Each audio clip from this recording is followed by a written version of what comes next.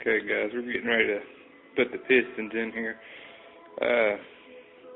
I like to set my block on the side like that. It makes it a little bit easier for me to put them in. Make sure you clean out your cylinder walls. Make sure there's no dirt, no grittiness. Wipe down your crank one last time before you go with this.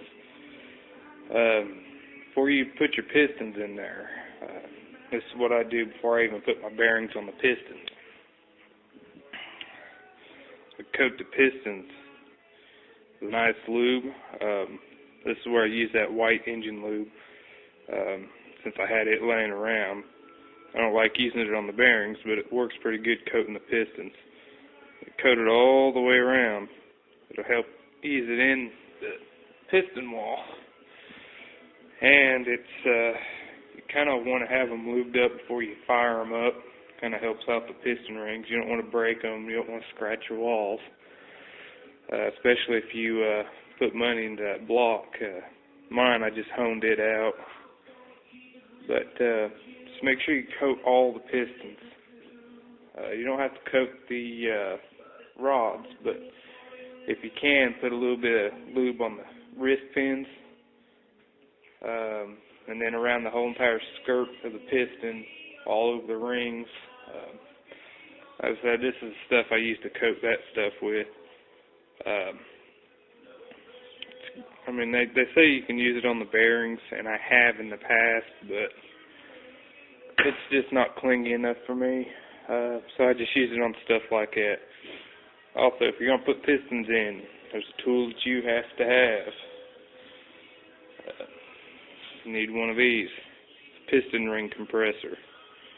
You open it up, slide it over your piston, and turn that nut until it compresses your rings, and you put it over there on your block and slide it in there. Don't smack it in, slide it in. Get you something with a rubber handle that you can sit on the piston and put your body weight into it and push it in. Don't smack it, just push it in. You want to have your bearing on that piston before you put it in there anyway. If you go smacking on it, you'll lose that bearing, and it gets nerve-wracking. Just go easy on it and get a few more things ready, and then we'll start putting the pistons in. I like to put mine in. I like to do one complete side first, and then I'll turn it over and put the other side in. It's just my preference. I mean, if you want to do 1 and 2, 3 and 4, if you want to go that route, be my guest. It's just, this is how I like to do it myself.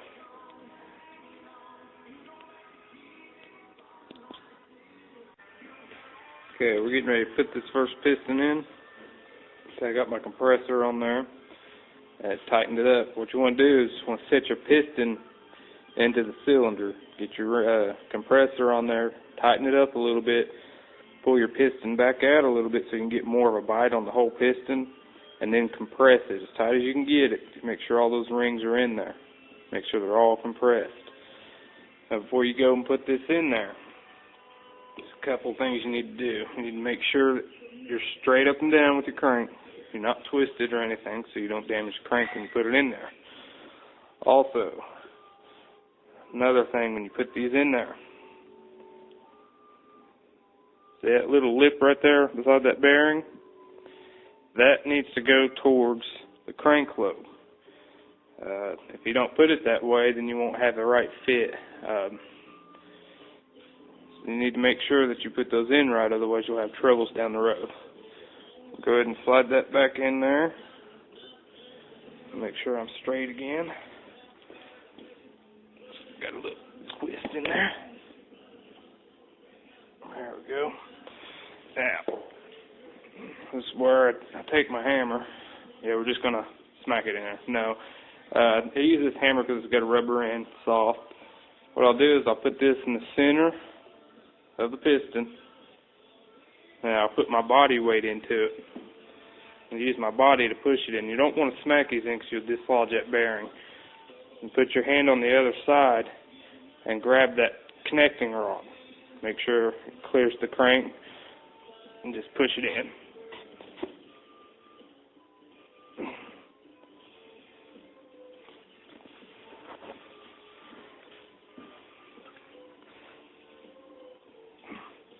And that's all there is to it. You get it in there, you take your ring off. Normally they'll fall off, but mine's got a little bit of a bend in there, so it's hanging in. But other than that, check your crank, make sure everything's good. If you're good, and you're good to go. Do that 8 times and you'll be alright. Once you get this first piston in, what I do is I'll put the cap on there, I'll get the bearing on the cap, and get it lubed up, and bolt it on this piston, and I'll torque it down.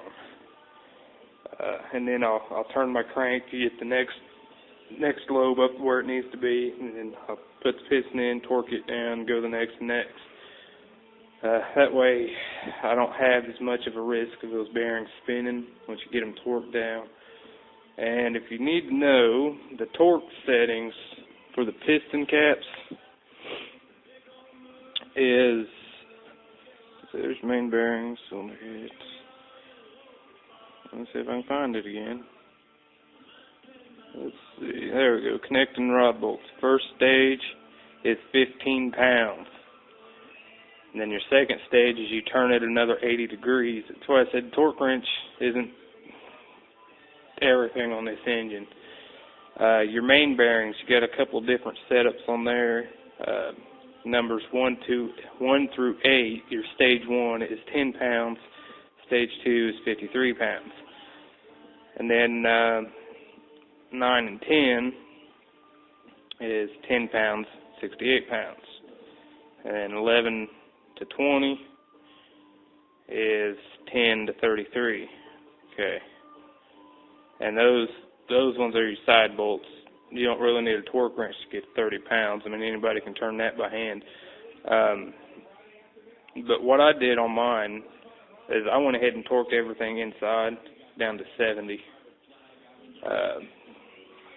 That's just my doing. That's what I like to do. I like to go a little bit beyond factory spec.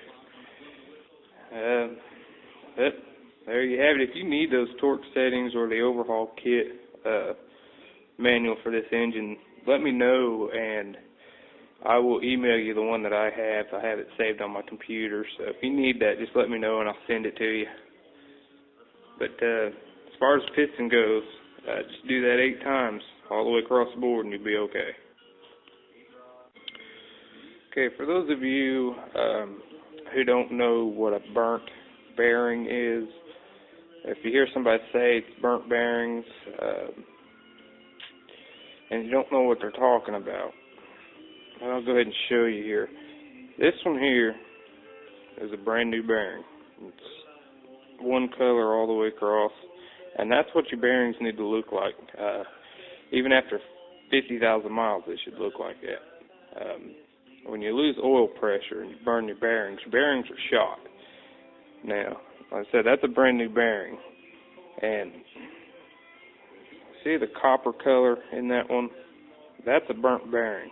It's burnt down to the copper. Okay. Put these side by side here. You see the difference? That's what they mean by burnt bearings. Once you have burnt bearings, they're trash. They're toast. I mean, rebuild it. And those are connecting rods. Main bearings, if you burn those, you run a risk of oil not having proper oil pressure too. So anytime you have a burnt bearing, or somebody tells you, if you take it to a shop and they tell you you got burnt bearings, that's what they're referring to, and that's trash. I mean, you need rebuilt. And basically what burns bearings is if you starve it for oil. Like I said, this one was starved for oil, that's why I'm rebuilding it. Your cam bearings are probably going to look like that too. So if you can do your cam bearings yourself, you can rent a tool from AutoZone or something that you can use to pull those out. Cam bearings are pressed in, so you kind of got to have know-how to get those ones in and out. But if you're going to take your block to the shop, just buy some new cam bearings for it, and the shop will do it for you. Generally, that's included in the labor for changing out your frost plugs. They'll go ahead and change out your cam bearings for you too. if you go that route. Now, I'm doing all my stuff on my own, so as I said, this one didn't need any heavy machining, so I'm doing this one myself, and I've got the tools to pull those bearings out, which I did, and replaced them. And the cam bearings were worse than the piston rods. Now, I haven't changed out my frost plugs yet. That's always the last thing I do, because what I'll do is I'll go down, once I get everything put together, and I'll clean the block down again, and then I'll change out my frost plugs. That's just my way of doing it. You don't have to do it that way. But basically, to pull out those frost plugs, you hammer them. Down on one side, you'll hammer that down, and it'll cut that out, and you can pull it out, and you do that all the way around. And then you get you a socket that's the same size when you put the new ones in there. This one's a little bit small, but just to demonstrate, get you a socket, same size, and use it and smack them back in there. And that's how you change those. If you're going to change those, I would recommend going with the brass plugs. They are better. They're a little bit more expensive. These ones are probably around $4 for a set of these, which these are just plain old steel. The brass ones you'll spend $10, $12 for, but it's worth it. If you go that route, I mean, you don't have to change them if you don't want to, but I mean, if you're going this far, you may as well do it. But see, I've got the one piston in there that we already talked about, and I went ahead and said, we got this one on here. Let's put this cap on here. I went ahead and I torqued this one down. That way, when I spin the crank, it doesn't risk slipping out. And do that every time you put a piston in there. Go ahead and torque it down, go to the next one, torque it down, go to the next one. That way you don't have that big headache of having to take it back out and redo it. And make sure that they're sitting flush when you get that piston back in there before you put that cap on there. You don't want to damage your new bearings. So this is where it gets time consuming. You need to take the time and make sure you're doing it right. Make sure everything's sitting right. Don't just throw it in there and call it good, but take the time and go back and double check, triple check, make sure your bearings are sitting where they need to be once you get that piston in there. And once you get this done, once you got your crank in there and you get your bearings on, you got your pistons in there, you're done with the what everybody considers the rebuild, what everybody is afraid of. Once you get the pistons back in there, you're done. All you got to do is reassemble the top of the block, and anybody can do that. You just got to take your time. You're at the hardest part right now, which isn't that hard. Once you do one, and somebody tells you rebuilding engines is hard to do, you're going to know that there's nothing to it. It's just time consuming, and it's dirty. And it is expensive, but anybody can rebuild an engine. You just got to take your time to do it. And do it right. I mean, if you're going to put this kind of money in there, you want to take your time and make sure you're doing it right. If you second guess on something, there's probably a good reason why you're second guessing it. Go ahead and check it again. Trust your gut on this stuff, because there's little room for error when it comes to these bearings. So if you have a feeling that something's not right, check it again. Make sure it's right. Okay, got all 8 pistons in there. Now what I've done, when I put these in there, I went ahead and I lubed up the walls some more. It's just a little bit added security, I guess. I mean, it's not something you have to do. It's just something that I do. Now, when you get all these in there, if everything's good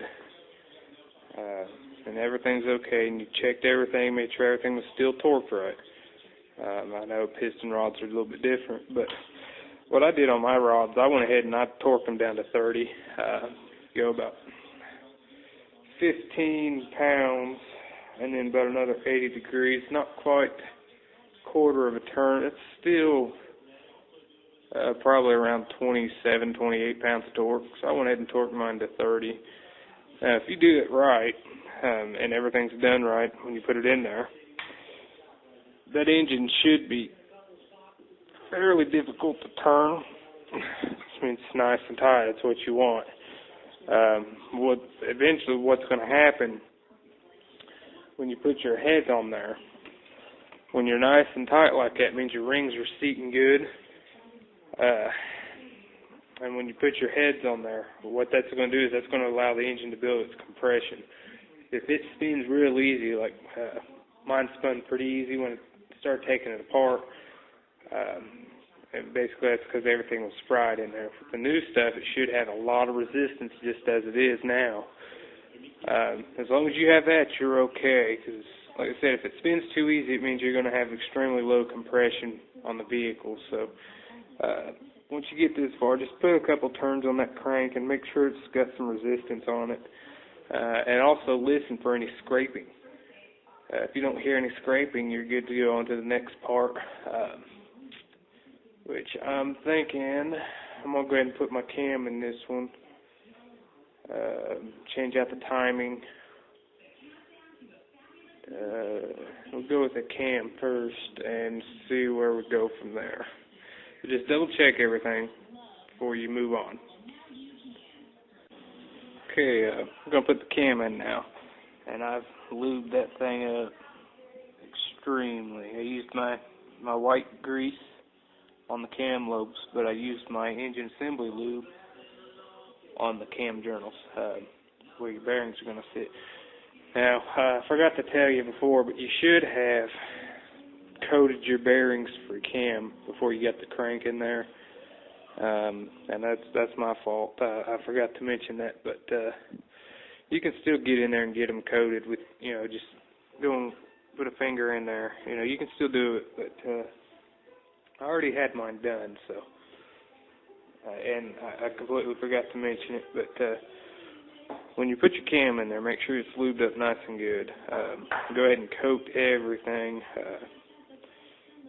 and then, you want it nice and lubed up. Because cams burn easy, just like your bearings do. You can wipe a lobe off, and then if you wipe a lobe, you can get a dead misfire, stuff like that. So what you're going to do when you get your cam, you want to put the old cam gear on there, leave it on there so you have something to grab. When you go to set it in there, and carefully, you need to carefully start putting it in your cam bearings. You don't want to beat the hell out of this thing. You don't want to damage your bearings. But gently, find the bearings, and then just slowly feed it in there.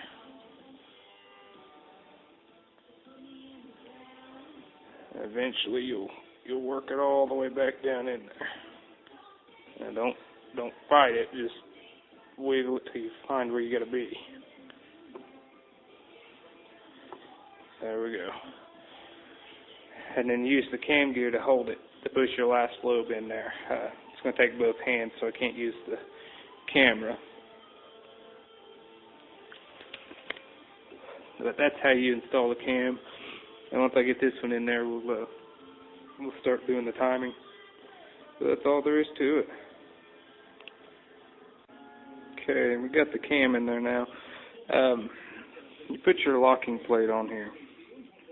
2 bolts, that's the cam locking plate. It keeps it from coming out too far. When you put that on there, put a little bit of Loctite on those 2 screws when you put them in there. Rover doesn't call for it, but it's kind of a safety thing. You may want to go ahead and do it. Now, when you go to time this thing, you got to mark right there on your crankshaft timing gear. That needs to be at 12 o'clock. You make sure you're dead on 12 o'clock on that. Basically what that does is that puts your number 1 piston at top dead center, which means that piston's come up as far as it's going to go, and it's going to start going back down. Well, there's there's a little bit of leeway in there. When that piston comes up, it's going to come a little bit more, but the piston's going to stay. When that crank comes back down, then it starts pulling down. So you need to be at top dead center on that, which as long as your crank gear is at pointing at 12 o'clock, you're at top dead center. Now your cam gear, it has the same thing.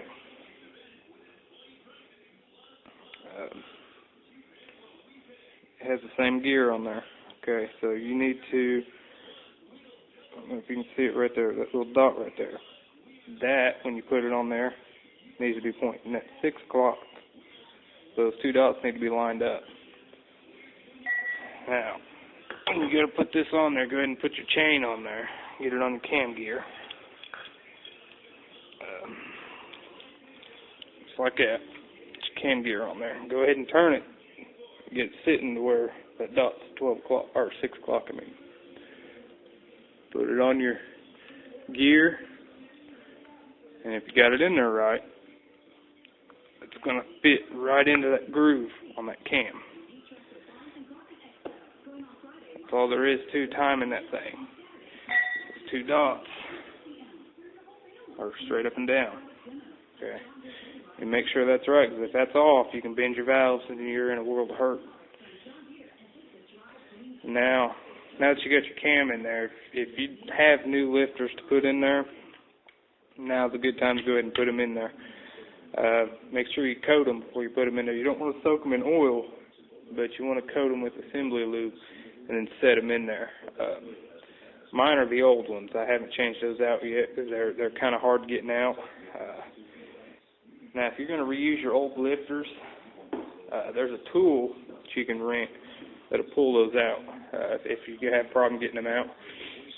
If you're going to reuse them. Now, since I'm not reusing mine, I'm just going to take a pair of channel locks and jerk them out and then put the new ones in there. But now that the cam's in there, you can go ahead and put your lifters in. They won't fall through. But once you do that, make sure everything's good. You know, as long as your marks are lined up, you're in time.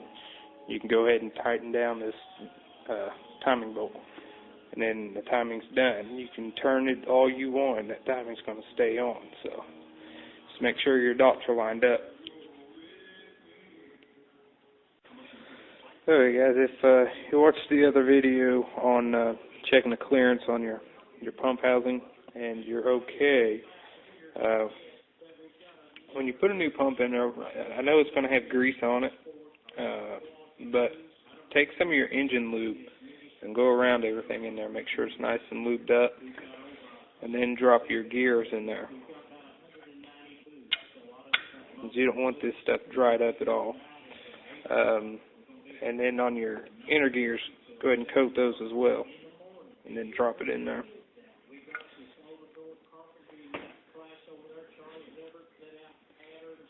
And give it a quick turn, and put some lube on the backing plate as well, and then put that on there. And then that way, since you can't prime these oiling systems like you can with Chevy Fords, you need to have as much protection as you can on this stuff. When you go to put your oil in there, make sure your oil lines are full, and dribble a little bit of oil on anything that you can get to, you know, as far as dribble some oil down on your springs, on your heads, on your lifters, before you get it completely put together. Anything you can do to help on that initial fire, because you don't want this stuff to run dry, because that will damage everything you've just done. So just take the time and lube everything up real good before you just throw it in there. Just a little bit of security.